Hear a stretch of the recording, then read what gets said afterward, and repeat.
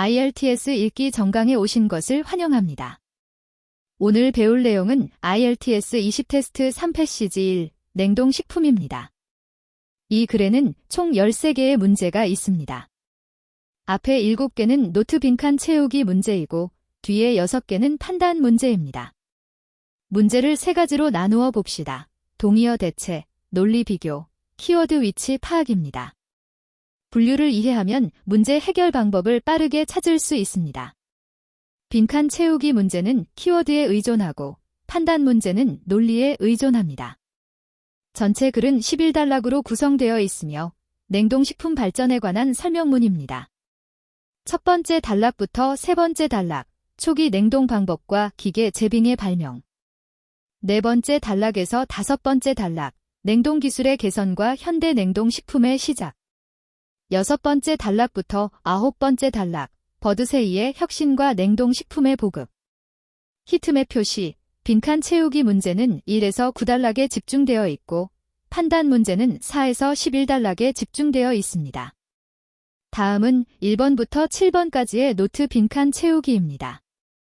각 빈칸에 한 단어씩 넣으며 기본적으로 원문의 단어를 그대로 추출한 것으로 난이도는 약간 낮습니다.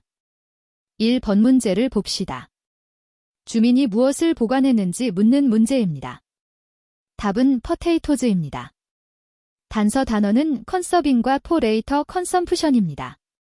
첫 번째 단락으로 이동하여 컨서빙 포테이토즈를 찾으세요. 원문에서 직접 컨서빙 포테이토즈가 주어졌으며 답변 단어는 포테이토즈입니다. 따라서 1번 문제의 답은 포테이토즈입니다. 2번 문제를 봅시다. 1851년 철도 운송에서 무엇이 저온으로 유지되었는지 묻고 있습니다. 공백 아픈 샌드, 뒤는 프롬 투 힘으로 여기에는 명사가 필요합니다. 두 번째 단락으로 이동하여 1851년 철도 운송에 관한 설명을 찾으십시오. 원문에서 투 샌드 버터라고 말했으므로 운반되는 것은 버터입니다. 이것은 원문에서 직접 주어진 단어입니다. 따라서 이 번 문제의 답은 버터입니다. 3번 문제를 봅시다. 문제 지문에 1880년 호주산 소고기와 양고기가 냉동 상태로 영국으로 운송되었다고 나와 있습니다. 빈칸 앞에는 엑스포어트가 있고 명사를 넣어야 합니다. 단서어는 비프 앤드 머턴이며 이들은 두 가지 구체적인 고기입니다. 문제는 일반적인 범주를 묻고 있으므로 답은 포괄적인 단어여야 합니다. 네 번째 단락으로 이동합니다. 원문에는 만약 그들이 이 새로운 발명품을 배에 실을 수 있다면 육류를 대양을 건너 수출할 수 있을 것이다라고 되어 있습니다. 원문은 직접 엑스포어트 미트를 제공하며 미트는 비프 앤드 머턴의 일반적인 범주입니다. 이것은 직접 주어진 답변 단어이며 대체할 필요가 없습니다. 따라서 3번 문제의 답은 미트입니다. 4번 문제를 봅시다. 버즈아이의 급속 냉동 기술이 무엇으로 인한 손상을 줄이나요? 정답은 크리스텔즈입니다. 공백 앞에 데트이 있으므로 뒤에는 명사, 그것도 복수형을 써야 합니다. 7번째 단락으로 이동하여 퀵프리징과 데미지와 관련된 단어를 찾으세요. 원문은 리두스트 더 데미지 데트 크리스텔즈 코즈드라고 말하며 크리스텔즈가 우리가 찾는 단어입니다. 이것은 원문에서 직접 주어진 단어로 대체할 필요가 없습니다. 따라서 4번 문제의 답은 크리스텔즈입니다.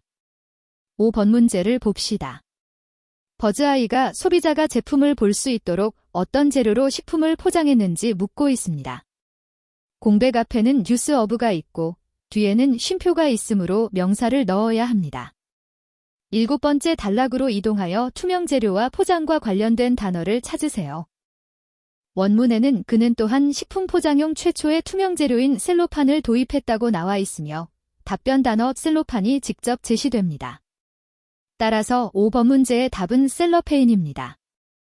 6번 문제를 봅시다. 무엇이 부족해서 통조림 식품이 제한되고 냉동식품이 유행하게 되었는지 묻는 문제입니다. 공백 앞에 비코즈가 있으므로 채워야 할 것은 이유이며 명사입니다. 9번째 단락으로 이동하면 시작 부분에서 제2차 세계대전과 주석이 언급됩니다. 원문에는 주석이 군수품 제조에 사용된다고 되어 있어 통조림 식품은 주석을 절약해야 한다. 부족한 것은 주석이다. 따라서 6번 문제의 답은 틴입니다. 7번 문제를 봅시다. 다음으로 7번 문제를 보겠습니다.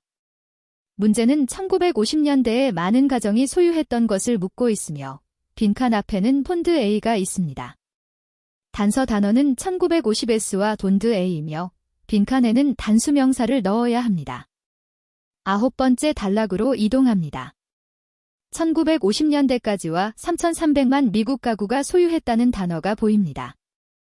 원문에는 3,300만 미국 가정이 냉장고를 소유했다고 나와 있다. 이는 원문에서 직접 주어진 단어이므로 대체할 필요가 없다. 따라서 7번 문제의 답은 리프리저레이터입니다. 8번 문제를 봅시다. 이 문제는 얼음 운송 사업이 19세기 초에 보스턴의 선주들을 매우 부유하게 만들었다고 말합니다. 문제 핵심 단서, 얼음 운송 사업, 보스턴 선주, 부자가 되다. 두 번째 단락으로 이동합니다. 원문 스캔 앵커 단어는 시프 오너즈 프롬 보스턴, 헤드 이노어머스 블락스 오브 아옵틱 IC 토드입니다. 19세기 초, 미국 보스턴의 선주들은 거대한 북극 얼음 덩어리를 대서양 각지로 운반하여 식품 보존에 사용했습니다. 원문에서는 보스턴 선주가 얼음을 운송했다고 언급했지만 그들이 이로 인해 부자가 되었는지는 전혀 언급하지 않았습니다. 문제에 매우 부자가 되었다는 원문에 없는 정보로 무에서 유를 창조한 것입니다. 이는 모순이 아니라 정보 부족이므로 펄스가 아닙니다. 따라서 8번 문제의 답은 알 수 없음입니다. 9번 문제를 봅시다. 호주에서 발명된 냉동 과정의 단점 중 하나는 음식의 맛에 영향을 미친다는 것입니다. 문제의 핵심 단서 단어는 affected the taste of food, 음식의 맛에 영향을 미쳤다, 입니다. 네 번째 단락으로 이동하여 음식 맛에 대한 설명을 찾습니다. 원문에는 This spoilt the flavor and texture of the food라고 언급되어 있으며 원문의 표현은 spoilt the flavor입니다. 문제 지문에서 affected the taste라고 하고 원문에서 spoilt the flavor라고 했습니다. 이 둘은 동의어 대체로 모두 맛을 망치는 것을 의미합니다. 따라서 문제 지문이 진술은 옳습니다. 따라서 9번 문제의 답은 일치입니다. 10번 문제를 봅시다. 클라렌스 버즈아이가 레브라도로 간 이유는 이누이트족이 물고기를 얼리는 방법을 배우기 위해서였습니다. 핵심 단서 단어, 트래벨드 투 레브라도어 인 오어더 투런, 목적. 다섯 번째 단락으로 이동하여 앵커 단어 란 아웃 오브 머니, 돈이 다 떨어졌다를 스캔하여 읽으세요. 돈이 떨어져서 캐나다의 레브라도에 가서 모피를 덫으로 잡고 교역했다. 문제 지문에서는 목적이 학습이라고 되어 있지만 원문에서는 목적이 사냥과 모피 거래입니다. 둘은 직접적으로 모순되며 이는 반의어 대체입니다. 따라서 10번 문제의 답은 불일치입니다. 11번 문제를 봅시다. 문제 지문에 스완슨 식품회사가 TV 저녁 식사 홍보에 많은 자금을 투자했다고 나와 있습니다. 핵심 단서 단어는 많은 자금을 투자했다와 홍보입니다. 10번째 단락으로 이동하여 대량 자금과 관련된 독특한 단어를 찾으십시오.